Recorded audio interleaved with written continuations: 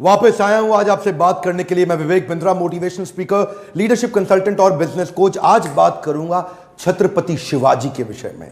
मराठाओं के दिल में बड़ी गहरी जगह बनाई। 1630 में जन्म लिया। 19 फरवरी पिता शाहजी भोसले, मां जीजाबाई। पिता शाहजी भोसले तो उस समय मुगलों की सेवा में लगे हुए थे, जो ज्यादा उस समय अवेलेबल नहीं रहा करते थे। तो मां जीजाबाई जिन्होंने ज्यादा समय बिताया छत्रपति शिवाजी के साथ में। शिवाजी छोटा सा बच्चा, उसको बचपन से ही महाभारत से लेकर रामायण तक, रामायण से लेकर भगवद गीता तक और सारी पौराणिक कथाएं उनको सुनाया करती थी। असर क्या हुआ, छोटी उम्र से ही एक स्वाभाविक नेचुरल लीडरशिप शिवाजी के अंदर दिखने लगी। छोटा सा बच्चा, लेकिन वहीं पे मावल नाम की एक जगह, एक स्थान जहां पे कई गांव हुआ करते थे, जो पुणे के नजदीक था। आज का जो पुणे है ना महाराष्ट्र में, उधर ही मावल के पिछड़े और गरीब लोग, लेकिन वो उनमें साहस बहुत था। तभी शिवाजी ने देखा, 12-15 साल की उम्र में ही उसने देखा, वहां पे 3 साल उन जंगलों में वहां घूमता रहा, लोगों के बीच में रहा। तो उसने देखा ये लोगों में ताकत बहुत है, शक्ति बहुत है, पर ये अनगाइडेड मिसाइल है। एक दिन उसने सारे दोस्तों को और वहां पे गांव के कई लोगों को इकट्ठा किया और उनको क्या बताया कि मराठाओं को मुगलों के नौकर के रूप में जाना जाता है। और ये जो नौकर होता है ना, ये जो गुलामी है, ये एक मानसिकता है और कुछ नहीं है। It is a state of mind. इस गुलामी को तोड़ना है, मराठाओं को इससे बाहर निकलना है। तो ये निजामी शाह, आदिल शाह, इनके चंगुल से मराठाओं को पहली बार बाहर निकालने के लिए ये गांव वालों को उन्होंने तैयार किया। खंजर निकाला और अपना रक्त निकाल के काट के भगवान के शिवलिंग का रक्त अभिषेक कर दिया। और तभी इन्होंने ऐलान किया कि मैं स्वराज यात्रा निकालना चाहता हूं। ये स्वराज यात्रा, ये क्या कहते हैं, गुलामी एक मानसिकता है। क्या है? एक मानसिकता है। आप गुलाम अपनी मानसिकता के कारण है। और वहां पे गुलामी की मानसिकता से मराठाओं को निकाल के खड़ा करने के लिए, अब टीम तो छोटी थी, मैन पावर थी नहीं, रिसोर्सेज थे नहीं, उतने फंड्स थे नहीं, उतनी पीछे से सपोर्ट और ताकत और कोई अलायंस अभी तक था नहीं। तो शुरुआत बहुत इंटेलिजेंटली, देखिए ये जो थे ना, ये व्यक्ति छत्रपति शिवाजी, सारे सुनिए, भारत को पता होना चाहिए, छत्रपति शिवाजी एक कंबाइंड अवतार मान सकते हो आप, महाराणा प्रताप के शौर्य और उनकी ताकत और उनके साहस का, और कौटिल्य चाणक्य पंडित की उनकी बौद्धिक शक्ति, उनकी बुद्धि और उनकी कुटिल नीतियों का ये कंबाइंड अवतार थे। तो ये क्या करते हैं, छापा मार युद्ध करते हैं, द्विकंटक नीति के साथ जाते हैं। इसको क्या बोलते हैं, गोरिल्ला वॉरफेयर। और गोरिल्ला वॉरफेयर इसे कहते हैं गनीमी कावा। छोटी उम्र के अंदर इतना इंटेलिजेंस, इतना इंटेलिजेंस। गनीमी का मतलब क्या है, दुश्मन, और कावा मतलब उसको बेवकूफ बना के हराने की टैक्टिक्स। ये ऐसे टैक्टिक्स से लड़ते थे, इनको पहाड़ी चूहा बोलते थे, कि पहाड़ों के अंदर से कहां से निकल के किधर से निकल के आके दुश्मन पे अटैक करेंगे। छोटी सी सेना इन्होंने शुरू करी थी और अपना साम्राज्य दक्षिण से लेकर के ऊपर तक, गुजरात तक, इधर बहुत जगह फैलाया। एक बार उधर ही के मुगल राजा आदिल शाह ने मराठाओं के बीच में से इनके पिता को उठा करके जेल में डाल दिया, कारावास दे दिया। और ये बहुत दिन तक सोचने लगे कि क्या करें। और तभी देखिए, उसी समय में शाहजहां भी था दिल्ली के अंदर, और शाहजहां भी हालांकि है वो भी मुसलमान और आदिल शाह भी मुसलमान, लेकिन पॉलिटिक्स तो पॉलिटिक्स है ना। तो मुगल राजाओं को उन्होंने आपस में कैसे भिड़वाया, उधर उनको सपोर्ट और अलायंस की बात करी। इतने मास्टर अलायंस के मामले में, कब कहां किससे अलायंस बिल्ड करना। शाहजहां को बोले कि आप इस पर इंफ्लुएंस डालो, ये मेरे पिता को छोड़े, और शाहजहां उनकी बात मान गए। शाहजहां को उन्होंने बोला कि तुम्हारे कई युद्ध होने वाले हैं नॉर्थ में, और उस समय पीछे से अगर तुम्हें यहां से मदद की जरूरत पड़े तो मैं छत्रपति शिवाजी तुम्हारी मदद करूंगा। इसको बोलो आदिल शाह को मेरे पिता को छोड़े। छुड़वा दिया। छत्रपति शिवाजी, इनके लिए युद्ध जीतना जरूरी था, लड़ना भले ही जरूरी ना हो। कई बार तो ये लड़े बिना भी युद्ध जीत जाते थे, यही तो उनकी चतुराई थी। इसे क्या कहते हैं, सामने वाला सरेंडर कर देगा स्वॉर्ड निकाले पहले, स्वॉर्ड निकालने से पहले, surrender before the sword comes out. इनकी बुद्धिमत्ता क्या थी कि ये एनिमी से अलायंस क्रिएट कर लेते थे। जो इन्हें बर्बाद करने आता था वही इनको आबाद करके जाता था। पोर्टफोलियो डाइवर्सिफिकेशन में बड़े मास्टर थे। ये नहीं कि एक ही जगह लगे रहे, साथ साथ पैरेलल लीडरशिप बिल्ड करते थे। उधर कोंकण कोस्टलाइन के पास में, जो आज का गुजरात है, महाराष्ट्र है, आज का गोवा है, आज का नीचे तक कर्नाटक है, ये पूरी कोस्टलाइन पे इन्होंने एक नेवी बिल्ड करी, नेवी की सेना, समुद्री सेना को तैयार किया। एक्चुअली छत्रपति शिवाजी को फादर ऑफ इंडियन नेवी भी बोला जाता है। और एक और बात आप सीखते हैं, preparation of scenario analysis. Scenario analysis का मतलब क्या है,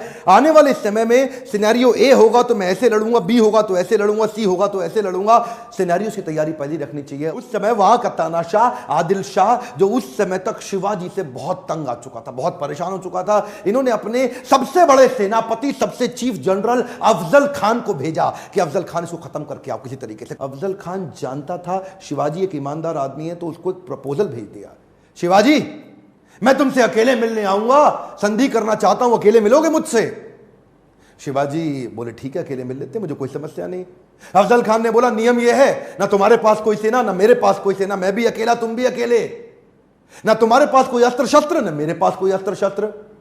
अफजल खान जानता था छत्रपति शिवाजी एक बड़े ईमानदार व्यक्ति हैं, हां बोल देंगे तो ऐसे ही बिना शस्त्र के खड़े भी हो जाएंगे। उनसे 2.5 गुना लंबा चौड़ा अफजल खान आकर के गले मिलने लगा शिवाजी से। अब छोटे से शिवाजी और पीछे से खंजर निकाल करके पीठ में घुसा दिया। प्रिपेयर्ड थे पहले ही, शिवाजी पहले ही प्रिपेयर्ड थे। एक ऐसी लोहे की उन्होंने बुलेट जैकेट पहनी होती, पावरफुल, उन्होंने ऐसी जैकेट स्टील के अंदर बना रखी थी जिससे कितने भी खंजर डालो अंदर घुसे नहीं, लेकिन दिखाई नहीं पड़ता था। वो जानते थे कि ऐसा हो सकता है, ईमानदारी पूरी रखते लेकिन प्रिपरेशन भी रखते। इसको बोलते हैं सिनेरियो, अगर सी निकल आया तो उसकी प्रिपरेशन भी रहे। हाथ पीछे से खींचा और उनका सिंह नख बाहर निकल आया, और वो जो सिंह नख नाम का उनका जो चाकू होता है ना, वो चाकू शेर के पंजे जैसा इतना सॉलिड कि उसको घुसाया पेट में। अफजल खान का किडनी वहां से बाहर निकाल दी फाड़ के, और यहां रुके नहीं, इसको मारते ही अब इसकी सेना का पूरा मनोबल तोड़ दिया, उनकी मानसिक दिशा को कमजोर करके उनका प्रतापगढ़ किला जीत गए। सबसे बड़ी लर्निंग एक और है, पहले तो प्रिपरेशन रखो पूरी वर्स्ट के लिए, और उसके बाद अगर जीत गए या हार गए उसको अपने ऊपर हावी मत होने दो, अगले के लिए चालू कर दो। अभी इतनी बड़ी जीत मिली कि ये नहीं कि मतलब अब जाके बैठ के आराम करें जी, बहुत बड़ा किला जीत गए, बहुत बड़ा किला जीत गए। 18 दिन के अंदर अगला किला पनहल का, फोर्ट ऑफ पनहल, उसको भी कैप्चर कर लिया। अच्छा, एक हारने का उदाहरण भी देखिए, मिर्जा राजा जयसिंह उस समय हुआ करते थे। अब इन्होंने मुगल लोगों ने राजा जयसिंह को मिर्जा बना लिया था, अपने साथ जोड़ करके अपनी सेना में ले लिया। एक दफा मिर्जा राजा जयसिंह ने इनको एक युद्ध में हराया और इनसे पुरंदर की ट्रीटी साइन करा ली। पुरंदर की ट्रीटी साइन कराते वक्त इनके 23 किले इनसे छीन लिए गए, और 23 किले अब इनके हाथ से निकल गए। वो उनके लिए हार थी, हाँ हार थी, लेकिन हारने के बाद भी नहीं रुकते। ये क्या किया, come on bounce back, come on, क्या याद है ना आपको, बाउंस बैक। और कैसे बाउंस बैक किया, पुरंदर की संधि में 23 किले हाथ से निकल गए, हाँ निकल गए, लेकिन रुकना तो है नहीं। अगले कुछ सालों के अंदर 23 किले हारे पर 360 किले और जीत गए। 360 किले इन्होंने, जो फोर्ट होते हैं ना, कई मैंशन, एक के बाद एक, एक के बाद। इनकी लड़ाई किसी भी प्रकार से किसी धर्म के अगेंस्ट नहीं थी, इनकी लड़ाई थी मराठाओं की रक्षा करने के लिए। ये मराठाओं के लिए खड़े, ये मुसलमानों के अगेंस्ट नहीं, मुगलों के अगेंस्ट थे। वो मुगल जो विदेश से आए उनके अगेंस्ट थे, क्योंकि मुसलमान तो उनकी टीम में बहुत सारे थे। इनके कई सारे बड़े बड़े आर्मी के जनरल ही मुसलमान हुआ करते थे, इनके कई दोस्त भी मुसलमान थे, इनके जो एक अपनी टीम के वजीर आजम वो भी मुसलमान थे, इनके कई गुरु भी मुसलमान थे। लेकिन ये मुगलों के खिलाफ थे, जो आके मराठाओं को तंग करके उनको नौकर बनाया था। बाहर से आके मुगलों ने मराठाओं को जो तंग किया, उनकी पीड़ा को वहीं से इन्होंने टीम को नीचे नीचे से इकट्ठा करके छापा मार युद्ध से आज इतनी बड़ी सेना खड़ा कर ली। अच्छा, एक बात और जो इस वीर मराठा को मुगलों से अलग करती थी, वो खास बात थी इनका स्त्रियों के प्रति विशेष सम्मान। क्या बोलते थे, मां, औरतें और बच्चे, इनको कोई तंग नहीं करेगा चाहे कुछ भी हो जाए। और ये जो इनकी लीडरशिप विल्डम थी ना, ये बचपन में महाभारत, भगवत गीता, रामायण पढ़ने से जो इनके अंदर आई, ये इन्होंने अपने सैनिकों में भी कूट कूट के डाल दी थी कि अगर किसी, देखिए जहां उसी समय मुगल लोग औरतों को उठा लिया करते थे, उनका अपहरण करते थे, उनका रेप कर लेते थे, उनको उनके मंदिर तोड़ना, उनको मारना पीटना, वहीं ये क्या बोले, किसी दूसरे धर्म का अपमान नहीं करेंगे, किसी दूसरे की स्त्री को गलत नजर से कभी देखेंगे नहीं, और अगर मेरा कोई सैनिक देखते हुए मिल गया तो उसको खत्म कर दूंगा। इन्होंने वो वैल्यूज अपनी टीम के अंदर डाल दी। इनकी ये क्वालिटी ने इनको इतनी रिस्पेक्ट अर्न करी, इतनी रिस्पेक्ट अर्न करी कि लोग अपनी जान देने लग गए। इस वीर मराठा की कथा मैं चाहता हूं पूरे देश तक पहुंचे। आज अगर आप में थोड़ा सा भी आप में इच्छा है कि हमारे देश के इस इतिहास को कोई भूल ना जाए, इसको व्हाट्सएप पे फैला दीजिए। हर मराठा की जिम्मेदारी है कि इसको देश तक पहुंचाएं और लोगों को पता चले वीर छत्रपति शिवाजी के विषय में। कई बार मैं मुंबई आता हूं, पुणे आता हूं, औरंगाबाद, नागपुर आके अपने मोटिवेशनल सेमिनार या लीडरशिप फनल के प्रोग्राम करता हूं, देखता हूं कि मराठा लोग इतने ईमानदार कैसे हैं। छत्रपति शिवाजी के विषय में जान करके और सम्मान बढ़ गया मेरी नजरों में इन मराठाओं का। अगर अच्छा लगा आपको ये वीडियो तो जरूर लाइक करिए उत्साह बढ़ाने के लिए। और छत्रपति शिवाजी से आपने क्या सीखा, नीचे कमेंट बॉक्स को भर दीजिए, बताइए नीचे आपने क्या सीखा, आपका क्या विचार है, आपको वीडियो कैसा लगा, और क्या आप किसी और के विषय में, इतिहास में किसी बड़े लीडर के विषय में जानना चाहते हैं, सीखना चाहते हैं। सब्सक्राइब कराइए, अपने आसपास कम से कम 2 4 10 20 लोगों से, ताकि उनको ऐसे पावरफुल वीडियो मिल सके,